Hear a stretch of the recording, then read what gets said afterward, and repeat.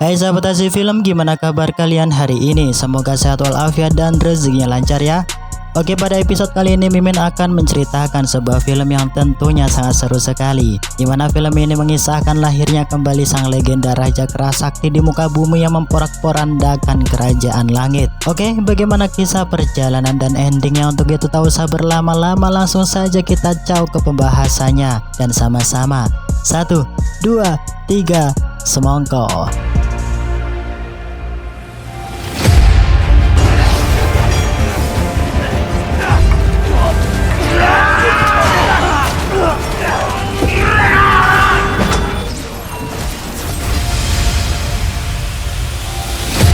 Di awal film diperlihatkan sebuah kekacauan yang amat besar di dalam kerajaan langit, di mana kekacauan tersebut diakibatkan oleh para pasukan siluman iblis yang berkeinginan mengambil alih kekuasaan istana langit. Sebab itulah, sang Raja Siluman Kerbau mengomando pasukannya untuk mengibarkan bendera perang agar bisa mengalahkan Kaisar Istana Langit. Sang Kaisar Langit yang tak ingin melihat siluman iblis kerbau mengambil alih istana langit, ia dengan sekuat tenaga mengeluarkan segala kemampuannya untuk mengalahkan siluman tersebut.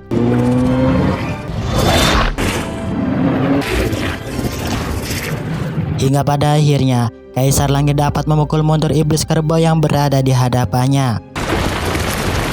Sang Kaisar Langit yang tak ingin terjadi kekacauan kembali dalam istananya, ia memutuskan untuk membunuh iblis siluman kerbau yang sudah tak berdaya. Namun hal tersebut dihadang oleh seorang dewi yang merupakan adik kandung serta kekasih sang iblis siluman kerbau, di mana ia bernama Dewi Kipas. Dengan penuh pertimbangan, sang Kaisar Langit mengabulkan permintaan adiknya, namun dengan memberikan hukuman dan menempatkan mereka berdua ke dalam lereng gunung berapi. Melihat kondisi istana langit yang telah rusak parah akibat peperangan antar dewa dan iblis, Dewi Nuwa mengorbankan diri untuk membenahi dan membangun kembali istana langit dengan cara merubah bentuk tubuhnya menjadi ribuan kristal yang mampu membenahi istana langit seperti semula. Serta ia juga menyegel jalan pintu selatan agar para siluman iblis tak bisa kembali datang ke dalam istana langit. Dan benar saja, terlihat secara perlahan istana langit dengan mudah ia bangun. Namun tanpa disadari, salah satu kristal Dewi Nuwa telah terjatuh 90 derajat mengarah ke Gunung Huakuo.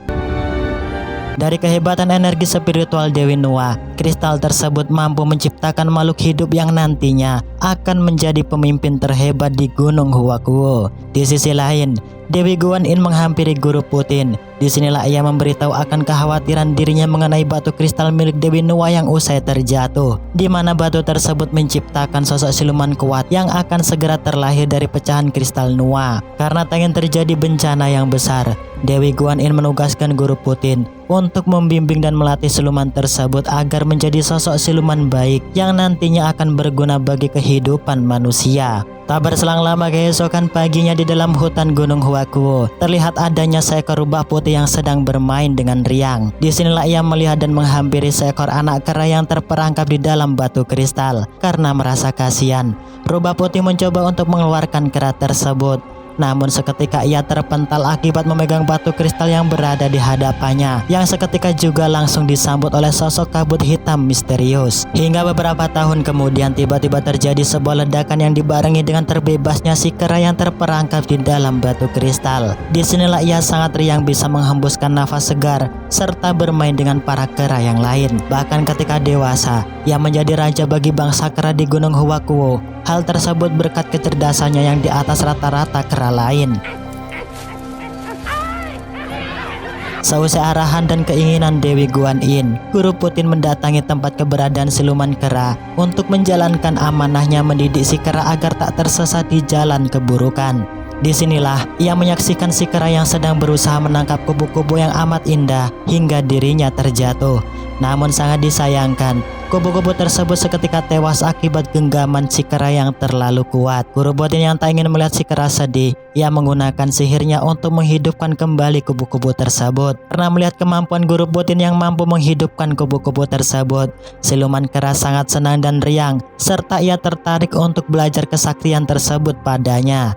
Tanpa waktu yang lama, Guru Putin mengajak si kera untuk ikut bersamanya ke dalam padepokan, yang tentunya Guru Putin memiliki sebuah padepokan khusus keturunan para dewa. Sesampainya di dalam padepokan, Guru Putin memperkenalkan si kera di hadapan para muridnya, serta Guru Putin memberikan julukan pada si siluman kera tersebut dengan nama Sun Wukong. Wukong yang sudah resmi menjadi salah satu bagian di dalam padepokan, ia berjanji untuk giat berlatih, yang tentunya dalam waktu singkat, Wukong mampu menguasai 72 jurus perubahan bentuk di dalam padepokan dewa tersebut. Sedangkan di tempat lain, di dalam gunung berapi, ternyata Dewa Kerbau masih menyimpan dendam yang amat besar, di mana ia belum menyerah untuk merebut kerajaan langit hingga titik darah terakhir. Disinilah salah satu peramal siluman iblis memberitahu pada Raja Kerbau bahwa dalam waktu dekat akan terjadi 3 tragedi besar untuk dapat menggempur dan mengambil alih posisi kerajaan langit. Yang pertama, Istana Naga Laut yang terletak di timur akan runtuh dibarengi dengan bencana tsunami yang amat dahsyat. Yang kedua,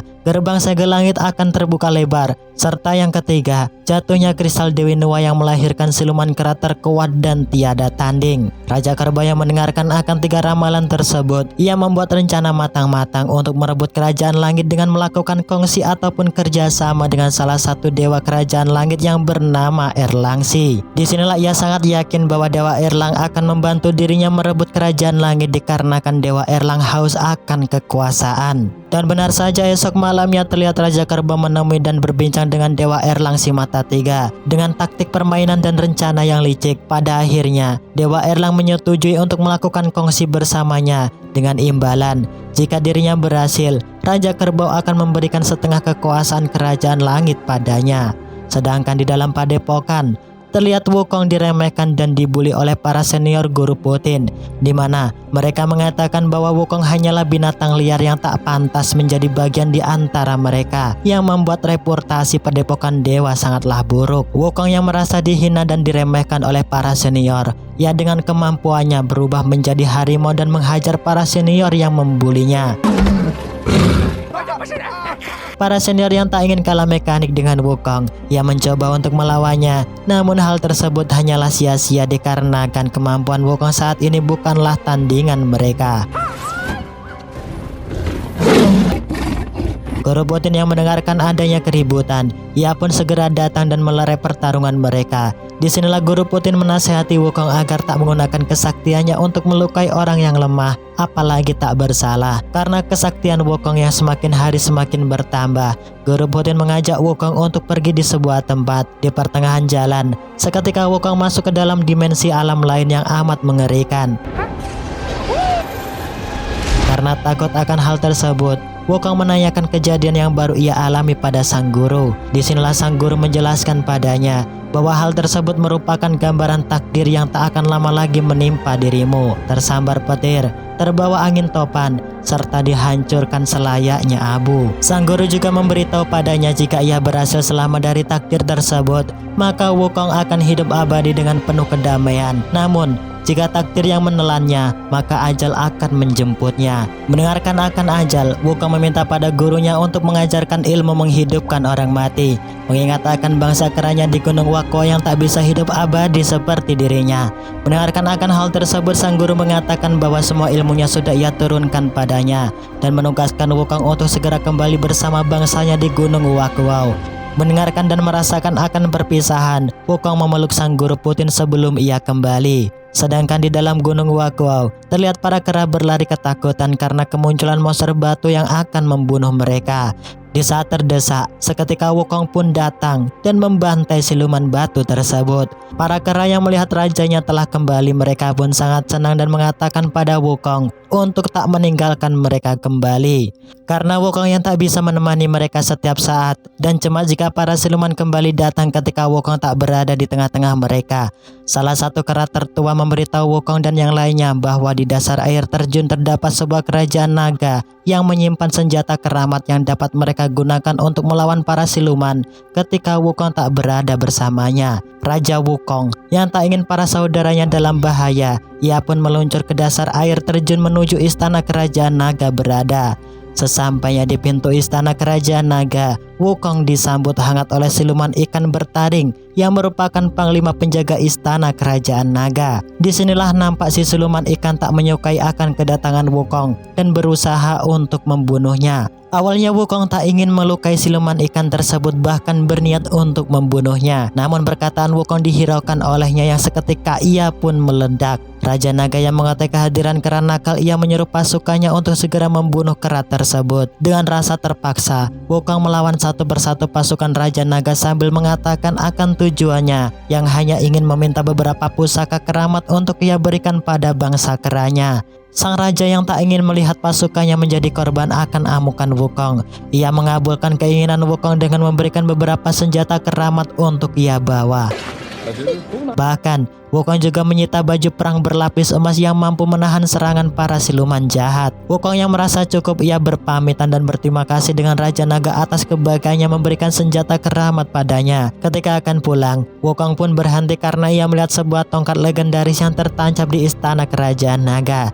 Dengan perlahan, Wukong mendekati tongkat tersebut. Karena khawatir, Raja Naga mengatakan dan memberitahu Wukong untuk tak mengambil pusaka tersebut, dikarenakan tongkat pusaka tersebut merupakan senjata tertua yang mampu mengendalikan arus air di kerajaannya. Bahkan selama ratusan tahun, tak ada satupun dewa yang mampu mencabut pusaka tersebut. Wukong yang penasaran akan perkataan Raja Naga, yang mencoba untuk mencabut pusaka tersebut.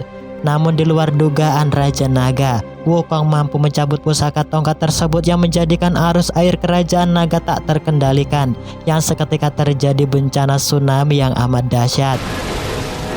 Wukong yang tak ingin terseret tsunami, ia mengubah pusaka tersebut menjadi kecil dan meninggalkan istana Raja Naga dengan kekuatan secepat kilat. Yang tentunya tanpa waktu lama istana kerajaan naga pun hancur lebur akibat hantaman tsunami yang terjadi. Dari dampak tsunami tersebut juga mengakibatkan rumah tinggal siluman rubah putih musnah yang mengharuskan dirinya mencari tempat baru untuk ia tinggali. Di pertengahan hutan, siluman rubah bernama Anjani dikepung oleh para pasukan kera Wukong yang menganggap bahwa Anjani akan mencelakai mereka. Disinilah bangsa kera menyerang si siluman rubah dengan senjata yang baru ia dapatkan dari istana kerajaan naga. Karena tak mempunyai kemampuan untuk melawan, si siluman rubah memilih menyerah dan pasrah agar tak dibunuh oleh para pasukan kera. Tak berselang lama, Wukong juga datang menghampiri siluman rubah yang ditangkap oleh pasukannya. Disinilah si siluman rubah Anjani sangat senang bisa kembali berjumpa dengan Wukong. Karena tak ingat akan masa kecilnya dulu, Anjani berusaha untuk mengingatkan Wukong bahwa ia merupakan jelmaan rubah putih yang pernah menolong dirinya ketika terjerat ke dalam batu kristal. Disinilah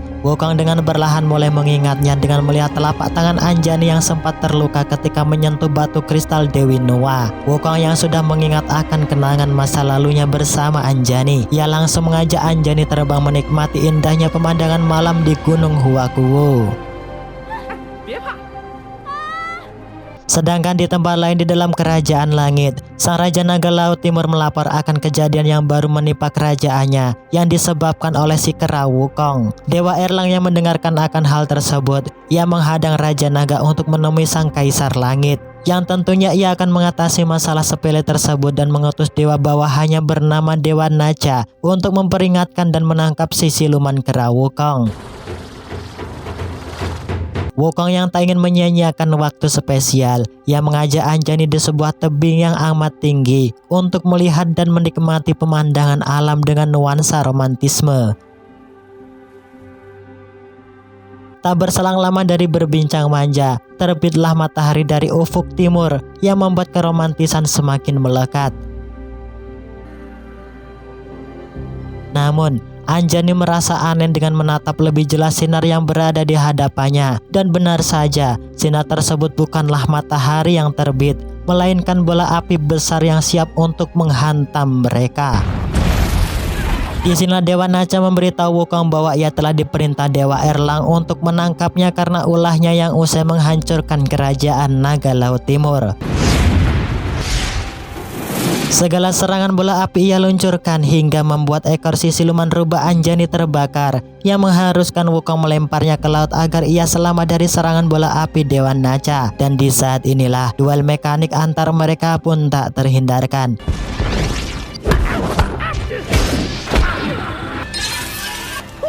Pada akhirnya, Wukong dapat ditaklukkan oleh Dewa Naca dengan gelang sakti yang ia miliki. Disinilah Dewa Naca akan mengakhiri hidup Wukong dengan jurus teknik api pemusnah yang ia semburkan.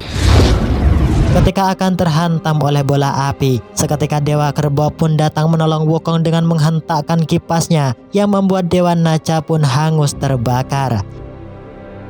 Dewa Erlang yang merasa cemas akan kegagalan Dewa Naca, ia melapor pada sang kaisar untuk segera menangkap Wukong agar tak banyak korban berjatuhan akibat ulahnya. Namun, sang kaisar menolak keinginan Dewa Erlang dan memberitahu padanya bahwa Wukong merupakan keras sakti baik hati berjiwa lembut yang akan menjadi harapan kerajaan langit untuk menjaga keseimbangan dan perdamaian dunia. Karena nyawanya usai diselamatkan, Wukong mengucapkan rasa terima kasih dan berkenalan dengan dewa bertanduk yang berada di hadapannya. Disinilah Wukong juga menjadikan Dewa Kerbau sebagai saudaranya. Dewa Kerbau yang berhasil mengelabui Wukong, ia mulai menghasut Wukong dengan mengatakan bahwa kesaktiannya saat ini sederajat dengan para dewa yang berada di kerajaan langit. Sebab itulah ia berhak menjadi penguasa di kerajaan langit.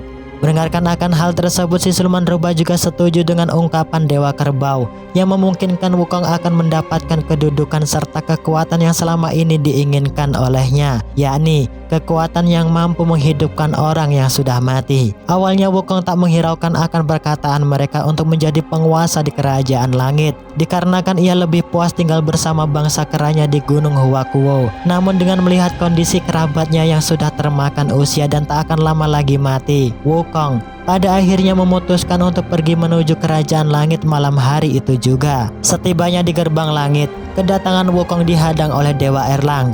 Disinilah ia mengatakan bahwa siluman kera tak pantas untuk datang dan menginjak kerajaan istana langit karena merasa direndahkan dan diremehkan. Wukong seketika menantang Dewa Erlang untuk berduel dengannya agar terbukti siapa yang paling kuat di antara mereka. Namun, Dewa Erlang menghiraukan tantangan tersebut dan lebih berfokus akan misinya untuk menghasut Wukong agar rencananya bersama Dewa Kerbau berjalan dengan lancar, di mana Dewa Erlang juga menjelaskan pada Wukong bahwa bangsa siluman ataupun iblis akan hangus terbakar jika memaksa untuk menerobos gerbang kerajaan langit. Wukong yang tertantang, ia akan membuktikan di hadapan Dewa Erlang bahwa dirinya bukanlah siluman ataupun iblis, melainkan dirinya merupakan titisan dewa yang terlahir dari pecahan kristal Dewi Nuwa.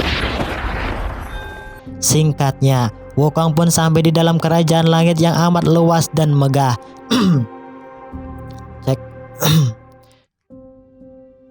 Ketika memutari istana langit yang luas dan megah, Wukong bertemu dengan seorang dewa yang tak lain sang kaisar langit.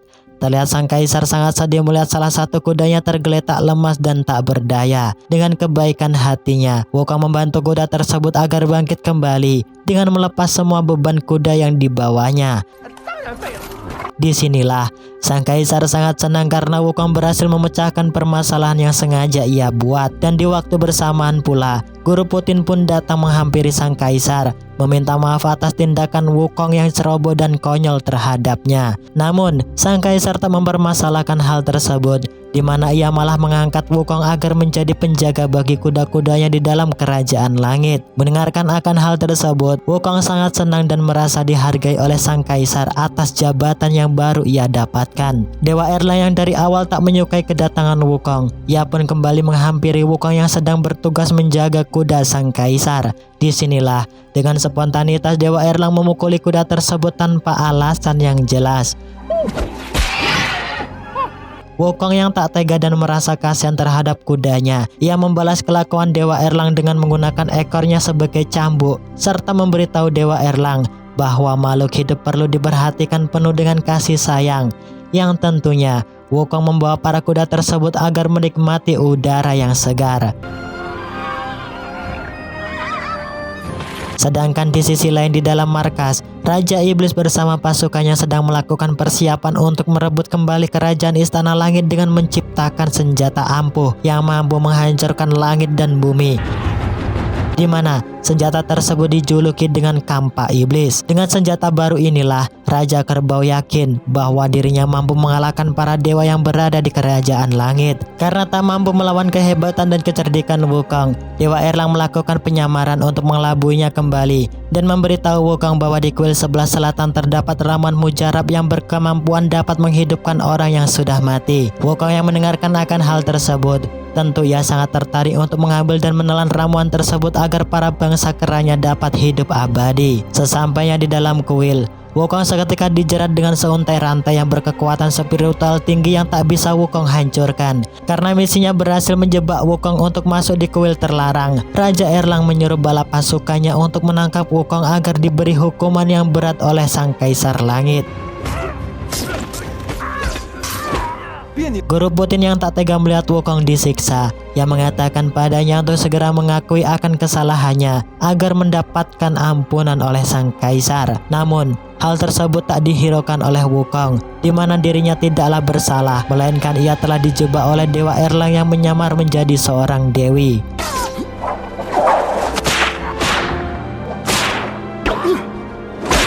Wukong yang tak tahan disiksa oleh Dewa Erlang, ia memutuskan untuk masuk ke dalam tungku api, bertujuan untuk melepaskan rantai yang mengikat tubuhnya. Tentu, Guru Putin berusaha untuk menghentikan Wukong masuk ke dalam tungku tersebut karena bukan hanya rantai yang terputus, melainkan nyawa juga ikut terputus di dalam tungku tersebut.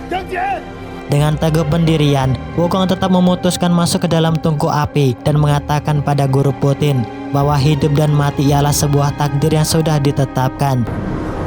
Nah, dari sinilah kita diberitahu bahwa tungku api yang berada di hadapan Wukong merupakan tempat yang digunakan untuk memasak dan membuat ramuan sakti. Dan benar saja, sesampainya di dalam, bukan hanya rantai yang terbakar hangus, melainkan tubuh Wukong juga akan terbakar karena suhu derajat tungku yang amat sangat panas. Namun, siapa sangka Wukong mampu menahan panasnya api yang membakar dirinya, serta menyerap dan menyantap ketiga ramuan sekaligus yang membuat kekuatan Wukong bertambah 100 kali lipat yang seketika ia pun keluar melibas Dewa Erlang yang berada di hadapannya.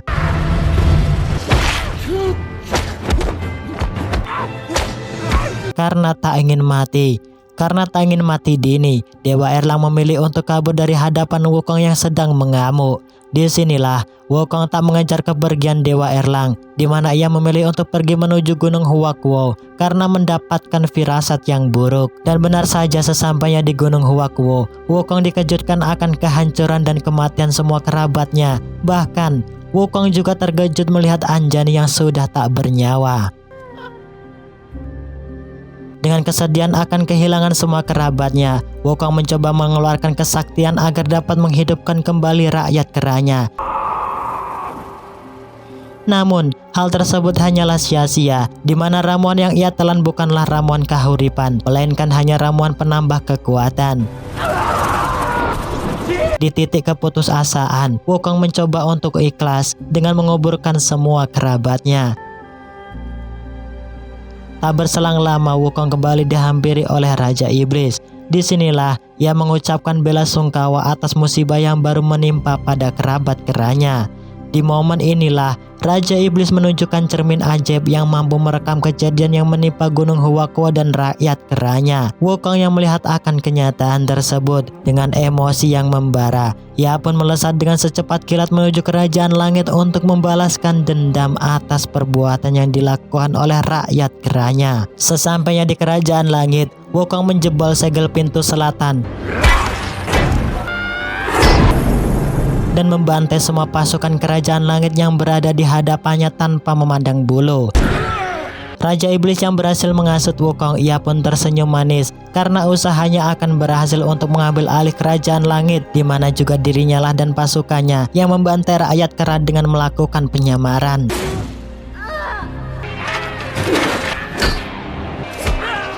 Kaisar Langit yang melihat Wukong tak bisa untuk dikendalikan, ia memilih untuk menghadapi Wukong dengan mengeluarkan naganya yang ia ubah menjadi pedang agar bisa melampaui kekuatan Wukong. Beribu-ribu pasukan langit yang menghadang Wukong tidaklah mampu untuk mengalahkannya.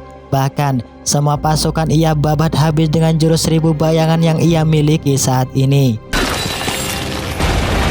terlihat kerajaan langit rusak parah akibat amukan Wukong si kera sakti. Raja Iblis yang tak ingin berdiam diri, ia juga mengangkat senjata kampak iblisnya untuk menyerang kerajaan langit.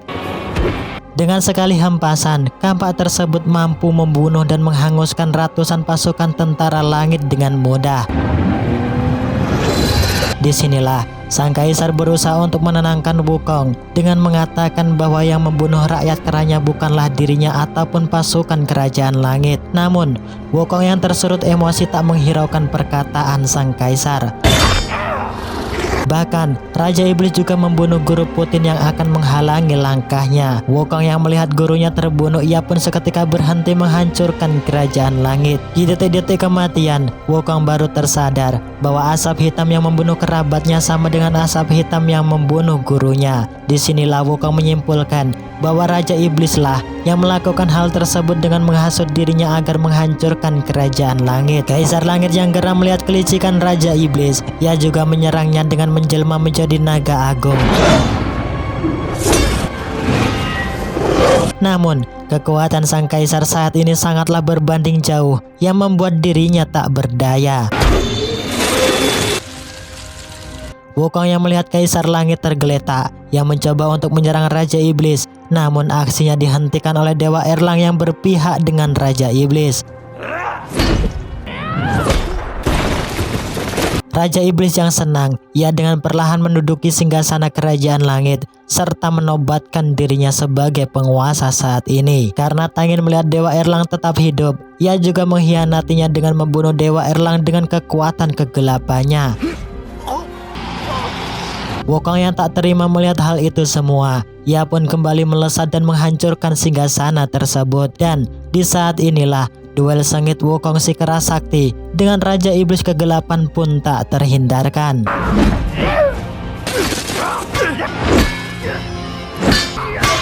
Terlihat Wukong tak mampu mengalahkan si Raja Iblis yang membuat dirinya kewalahan dan terkena pukulan telak yang mengenai kepalanya. Disinilah di alam bawah sadar, Wukong dihampiri Dewi Guan Yin. Dan di saat inilah Wukong mendapatkan sebuah pelajaran dalam kehidupan, di mana tak ada gunanya hidup abadi jika hanya menyusahkan dan membuat kehancuran. Berusahalah menjadi yang baik dan terbaik, karena ketentraman dan kedamaian ialah kunci dari kehidupan yang sebenarnya. Wukong yang dapat memahami perkataan Dewi Guan Yin, ia pun seketika bangkit dan dapat menangkis serangan Raja Iblis dengan sangat mudah. Dengan mendapatkan ketenangan batin, terlihat Wukong dengan santuy menghadapi si siluman kerbau.